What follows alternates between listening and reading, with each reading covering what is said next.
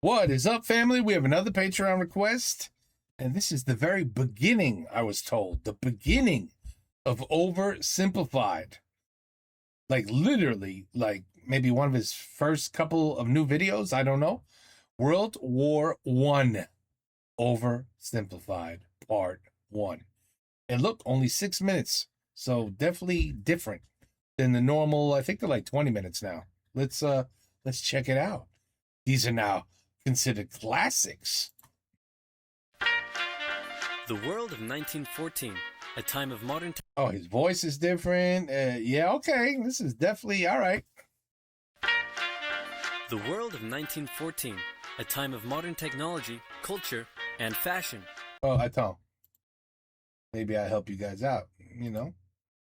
Just like I need help sometimes. Sometimes maybe you guys need help. Voila. Truly the height of civilization. Let's have a war. Everyone knew a big war was that sounded coming. like him. France wanted some stuff back that Germany had taken from it. Germany wanted to take more of everyone's stuff, and they were building a big sexy navy that was making the British uncomfortable. These two empires thought they were really cool, but lots of different people who lived there didn't think it was so cool. And some of them had even been declaring independence with help from Russia.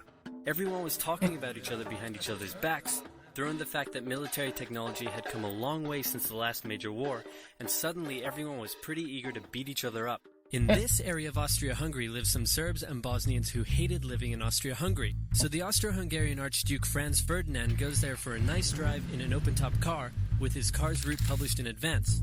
And that went just about as well as you'd expect. Some assassins were waiting for him along the way and threw bombs at his car, but they missed and blew up some officers behind him instead. So the Archduke goes into hiding, leaves Sarajevo, and the whole war never happens.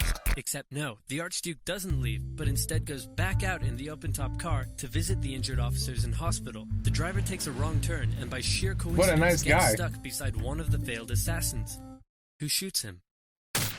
Are you shitting me? Austria-Hungary is understandably pissed about all this, and they think the Serbian government had something to do with it, which they might have. So they go to their ally Germany and say, "Hey Germany, we're going to declare war on Serbia," and Germany is all for that. So Austria-Hungary send a big list of impossible demands to Serbia, and when Serbia refuses, they declare war. Austria-Hungary and Germany are friends, and Serbia is protected by Russia, who's friends with France, so they all declare war on each other. Montenegro joins in too. France and Britain also have a kind of alliance, so when France says, "Hey Britain, you got my back?"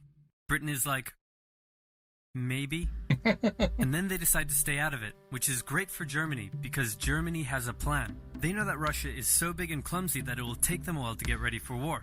So with this guy in charge, Germany will send all its troops into France at lightning speed while Russia's getting ready, defeat France, then move all the troops to Russia and defeat Russia, and then we all speak German and eat Pfefferpottast every day. Just one problem.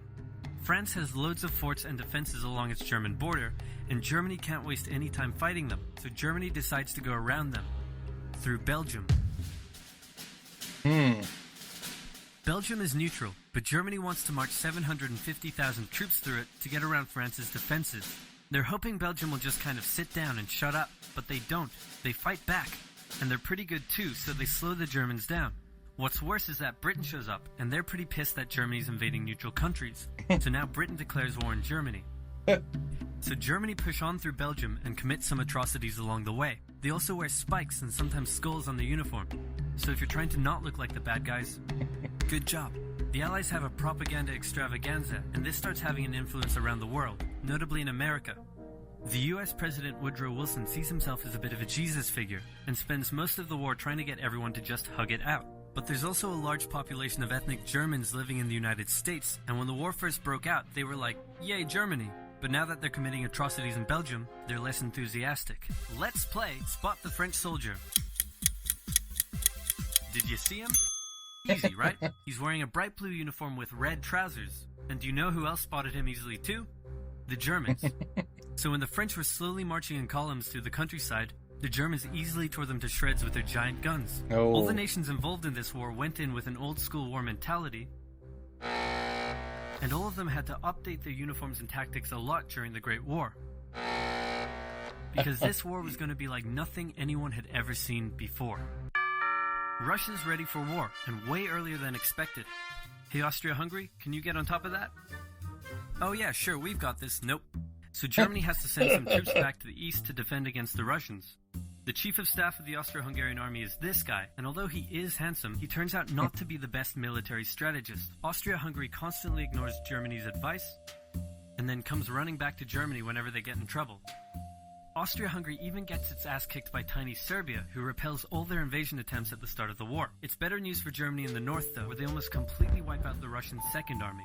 Back on the Western Front, the Germans continue advancing and are in sight of Paris. At this point, anyone would be forgiven for thinking the Germans were going to get that quick victory after all. But then things start to go wrong.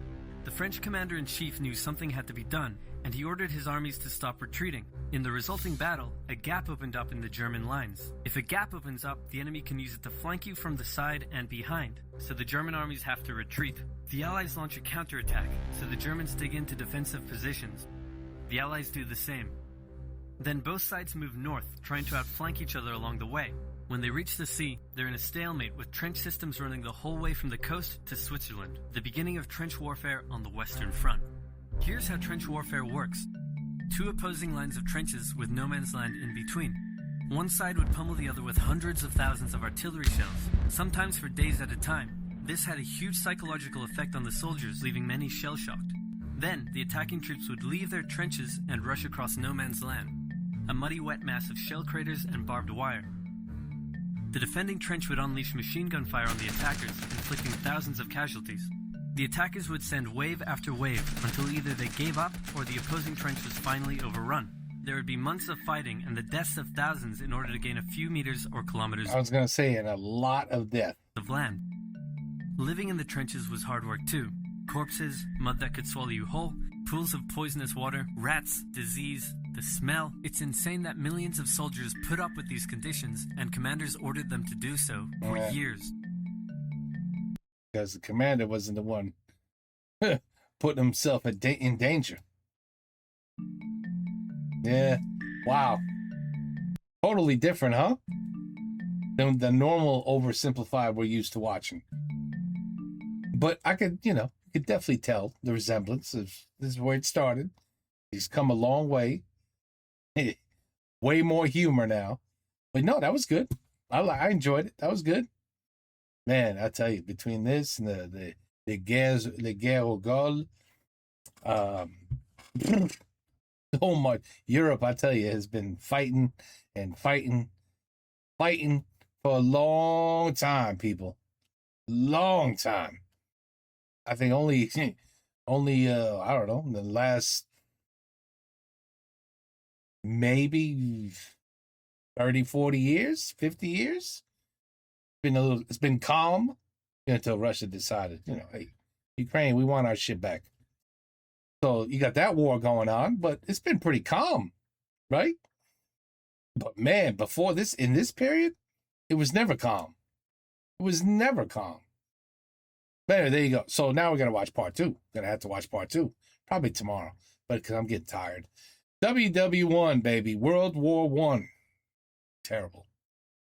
World War II was terrible. World War III was...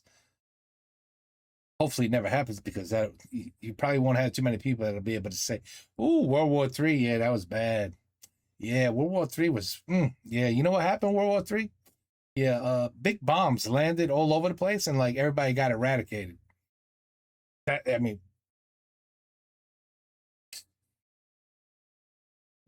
that's more or less what World War III would be like, in my opinion. Because I don't think anybody's sending troops, I think those days are more or less over. It's all drones, planes, bombs, robots, satellites, electric system, what's the word? Can't think of the word, to basically zap them, crash everything, electrical grid wars. So it would have, listen, let's not talk about war. War sucks. But this is, it's a part of history, unfortunately. And this guy tells it like no other. Take care. Peace out. Till the next one.